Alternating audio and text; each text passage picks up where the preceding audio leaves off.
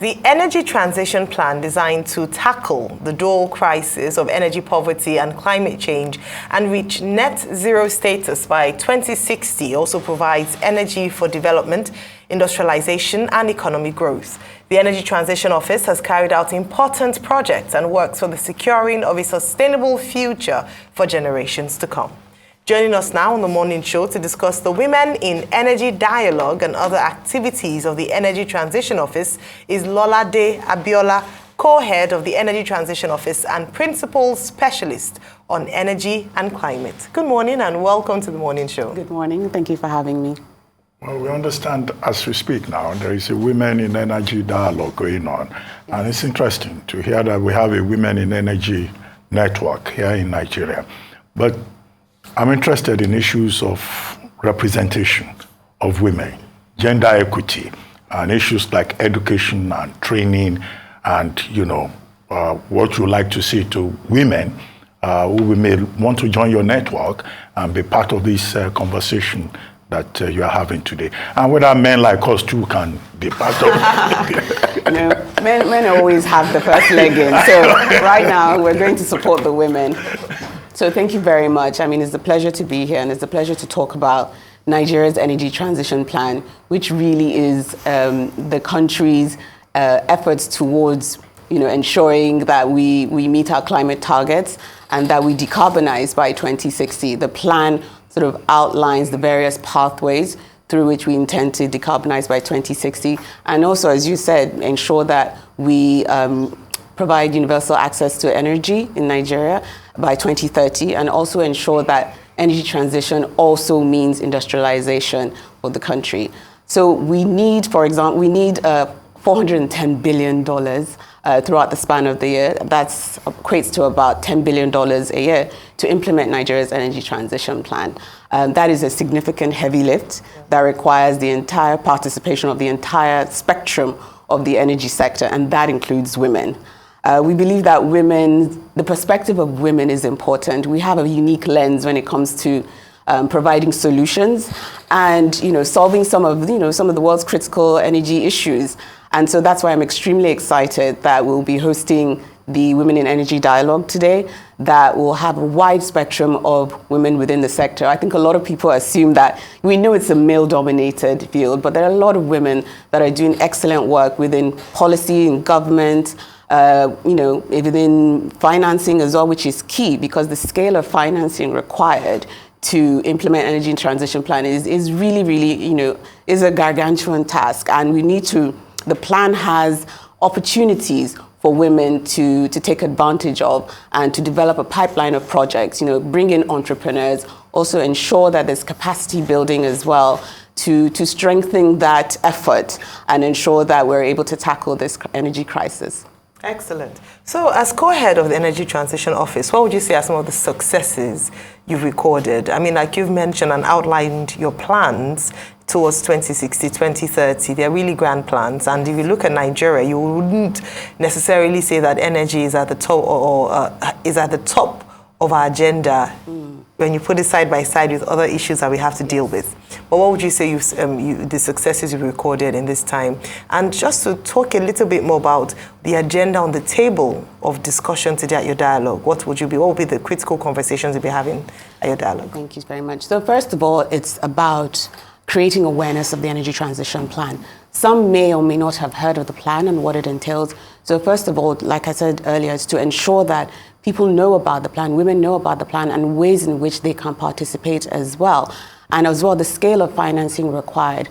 As you said, some of the wins, in order to implement Nigeria's energy transition plan, we put forward a pipeline of investable projects. So to crowd in that climate financing that is required to implement the plan, we need to have a pipeline of investable projects across the various verticals of the energy transition plan.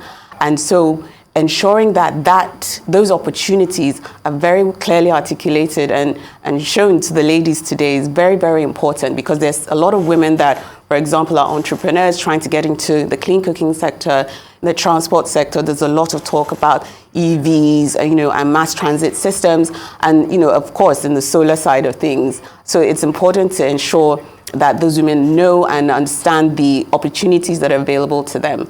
And so, for example, we're also working with international organizations such as Sustainable Energy for All, the Global Energy Alliance for People and Planet, as well as Bloomberg Philanthropies, and many more that are committed to supporting not only crowding in financing, but market shaping interventions to ensure that there is maximum involvement of women, not just women, but the entire spectrum of the value chain in energy transition. Some of these programs include the Africa Renewable Energy Manufacturing Initiative, which really seeks to link established renewable energy manufacturers abroad with local manufacturers in Nigeria to see how we can sustain that value chain, localize the value chain, because we don't want a situation where there's energy transition and there are no benefits, there's no opportunity for industrialization. So that's a lot of some of the work that's being done. We also have the Universal Energy Facility, which seeks to provide financial incentives to companies to deploy renewable energy solutions and technologies to communities and locations across Nigeria. Some of the wins that we've been able to achieve is securing approximately $8 billion in investments from various sources, multinationals and private sector as well, and even locally as well. I think it's important to also know that there is appetite within country, within the local financiers to support sustainability and support businesses that are trying to pivot into clean technology. And so working with those, we had a private sector working group that's working on this, which has local financiers and developers that are looking to see how can we support and put together a pipeline of projects, project development, and provide the support and financing support to businesses to ensure that we're able to meet our decarbonization goals. I mean, I'm really excited because this is of the essence. We're in a world that needs to decarbonize, greatly as we speak today, but there are challenges everywhere. Absolutely. And this dichotomy between the West and, us here in Africa and transitioning. At first, it's sort of like the style of helicopter pilots that used to be before.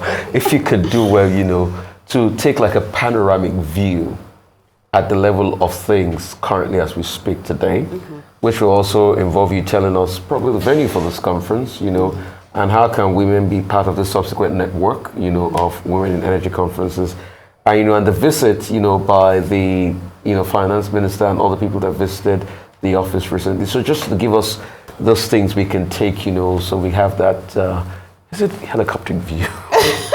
Panoramic view. Thank you very much. So the Energy Transition Office is really working hard to ensure that there is that constant engagement with the private sector. There's that constant engagement with, the public, and to ensure that energy transition remains at the forefront of the agenda. We don't want it to be this national grand plan that sort of tails away, after a few years. We want energy transition to be, a permanent fixture on the agenda of board meetings, public and private sector engagements as well. And so, like you said, the venue of the Women in Energy Dialogue is going to be at the Art Hotel today in Victoria Island. Like you said, with regards to sort of the global dynamics of things, with regards to energy transition, it's extremely important that we have maximum participation from the entire spectrum, including women, because globally, this discussion is not going away. Every year, there's a lot more discussion. There's a lot more being expected of each country with regards to how to decarbonize. And it's important that Nigeria plays a pivotal role because we have our own peculiar dynamics. We cannot just transition for the sake of transitioning or do a copy and paste of transition plans of other countries, especially, in the global north. We need to ensure that energy transition allows for maximum participation, industrialization, and that we're able to crowd in that climate finance that is required. There's a lot of talk about how there's so much financing out there available to to be put towards clean energy projects. However, they're not coming to Nigeria, and that's what energy transition really is trying to do. That resource mobilization effort. What do we need to do in country, in Nigeria, be it within policy, be it within supporting a pipeline of investable projects that carry on throughout the years to ensure that we, maintain that stream of climate finance, because the appetite is there. And again, like you said, we need to ensure we keep it at the top of the agenda. We continue to do that at the various levels of government. The National Climate Council as well has been inaugurated. We're working very closely with them, and they're doing their best, as well as working with us to ensure that energy remains at the forefront of the agenda. Because without it, how do we operate? How do you operate the studio? So, like I asked before, apart from the meeting, can people just walk into the transition office and say, I want to be part of the ecosystem? Well, they can contact us and we can link them. We have our website, energytransition.org. That's already upline. We're definitely on all the social media outlets. So on Twitter, we're on Instagram, and we're constantly, every month, we'll have at least 2 to 3 engagements with the public sector, and talking about different verticals. We're talking about women now. We're going to hopefully be engaging with other sectors as well as we go on. So we are very visible. We'll ensure we maintain our visibility. At the end of the event today, we'll continue to push out a lot of outlets in which people can contact us and look for support and how to help them move forward, because we're here to bring together people and be men and women, like he said, to ensure that there's full participation in implementing Nigeria's energy transition plan. Okay, we have just 1 minute to go. If you could just talk to us briefly about the role of the African Carbon Market Initiative and the Africa Renewable Energy Manufacturing Initiative and the effect on the Nigerian economy. Okay. Just a minute. Thank you. So I'll start off with the Africa Renewable Energy Manufacturing Initiative. It's actually a global initiative focusing on Africa and Southeast Asia, and looks to crowd in investment and support the upskilling of local manufacturers and assembly to ensure that we solidify that value chain and also support capacity building to have the right technicians and engineers to support the production of technology, solar PV and lithium-ion batteries, to ensure that we're able to carry on with the deployment of solar at scale, which is a key component of the Nigeria Energy Transition Plan. And with regards to the Africa Carbon Markets Initiative, that's also something that's very exciting.